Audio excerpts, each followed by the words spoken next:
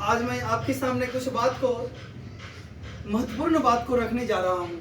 और आज 15 फरवरी हो चुका है और मात्र एक दिन और 16 बच गया है आपको एग्ज़ाम को लेकर। और 17 तारीख से एग्ज़ाम सेंटर में सब लोग को पहुँचना होगा। एग्ज़ाम का टाइम जो है, टाइम से मात्र 30 मिनट पहले पहुँचना है, आधे घंटा पहले। और सबको, सारे बच्चों को पता होगा कि एग्ज़ाम कहाँ होगा कहाँ नहीं होगा। अपना अपना एग्ज़ाम सेंटर देख ही लिए होंगे।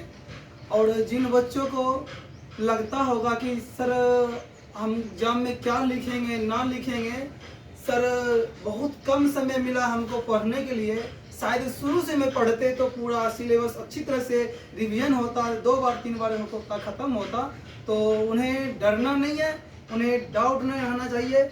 और मैं यही बताना चाहता हूँ कि जितना समय मिला है उतना समय में जो ने आपने पढ़ाई किए हैं वो पूरा किए हैं, उतना ही वहाँ एग्ज़ाम में अच्छे तरह से लिखना है। यदि आप हिंदी एग्ज़ाम दे रहे हैं 17 तारीख को, फरवरी में 17 एग्ज़ाम है, सेकेंड टाइम में आपको, तो एग्ज़ाम में OMR तो भरना है। पूरा OMR में बताया रहेगा, 1 नंबर 2 नंबर 3 नंबर करके, दो यानी 10-12 का रहेगा वो। और उसमें अपना नाम लिखना है, रोल कोड, रोल नंबर, विषय code, first sitting, second sitting, जहाँ जो है पूरा एडमिट कार्ड के द्वारा देख कर लिख दिया जाएगा। फिर आगे OMR को नीचे लिखने के लिए क्वेश्चन देता है 100 नंबर को। 100 नंबर का ऑब्जेक्टिव क्वेश्चन में, जिसमें हमको 50 को बनाना है।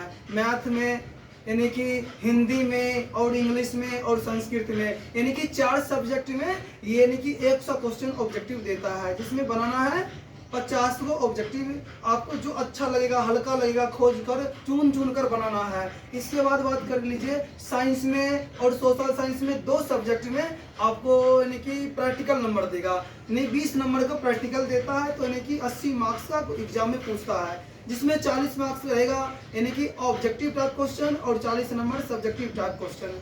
यदि आपको लगता है सर ये क्वेश्चन आप जानते हैं, आंसर लिखेंगे, जो आपको क्वेश्चन आता है वही लिखिए। सब्जेक्टिव की बात कहा जाए, लघु उत्तरीय है, जिसमें आपको यानी 30 क्वेश्चन देगा। मैथ में यानी या फिर हिंदी में जो भी क्वेश्चन देता है तो वो जितना देगा, यदि 20 क्वेश्चन देगा तो बोलेगा 10 को बनाओ, है ना। तो 20 क्वेश्चन में खोज आसान क्वेश्चन हमको बनाना है, जो बनेगा वही बनाएंगे। उसमें गन लेने क्वेश्चन पहले होता था विपिन सर टाइम में बस 50 ही पूछेगा, 50 को एग्जाम देना है, पूरा सही करना है। हाँ, 50 को ही देना पड़ता था। हम लोग से चालू हो गया था कोरोना काल से 2020 100 क्वेश्चन कर दिया और बोला 50% क्वेश्चन आप ऑब्जेक्टिव बनाइए। नहीं तो पहले नहीं आता था, जाता था 50 में 50 ही बनाना। आपको हल्का हो गया है, एकदम चूज कर बनाना है, जो हमें आता है वही बनाएंगे। ये तो अवसर मिल गया है आप लोग को, मौका का फायदा मिल गया। अब आप मौका का फायदा नहीं लीजिएगा तो फिर तो समय चला जाएगा, तो बाद में पछतावा ही आएगा। इसको लेकर जितना क्वेश्चन आता है समझ में उसको लिखिए, जो यदि क्वेश्चन आपको नहीं आता है उसको क्वेश्चन खाली पेज ऐसे छोड़ना नहीं है। ये ऐसे हमको खाली पेज छोड़ना नहीं है, क्वेश्चन के आधार पे आप अपनी भाषा में आंसर लिखिएगा, ऐसे आंसर लिखना पड़ेगा, खाली पेज ऐसे छोड़ना नहीं है ना। तो जो क्वेश्चन आपको आता है वो तो लिखिए पहले, और नहीं आता उस पर दिमाग लगाइए, 2 मिनट सोच लीजिए और उसके आधार पर, क्वेश्चन के आधार पर आंसर अपनी भाषा में लिख दीजिए। जरूरी नहीं है किताबी भाषा में, जरूरी नहीं किताब लिखा हुआ रहता है, आप अपनी भाषा में उत्तर दीजिए, ठीक है। क्षेत्रीय में नहीं लिखना है, हिंदी में देना है, ठीक है, अपनी भाषा में। अपनी भाषा अपना भाषा क्या है, हिंदी है, ठीक है।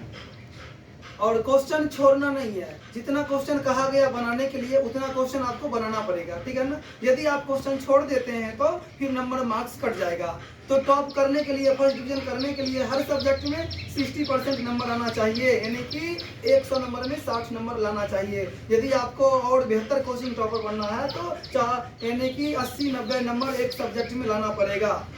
90 नंबर 95 नंबर तब कोचिंग टॉपर होता है। तो हर बच्चों अपने दिमाग में सेव कर लीजिए कि हर सब्जेक्ट में हमें यानी 6 सब्जेक्ट एग्जाम होगा, तो 6 सब्जेक्ट में सभी में 70, 80, 90 नंबर 90 प्लस जाना चाहिए, तब तो यानी कि 400 प्लस जाएगा तो टॉपर रहेगा, कोचिंग कहा जाएगा।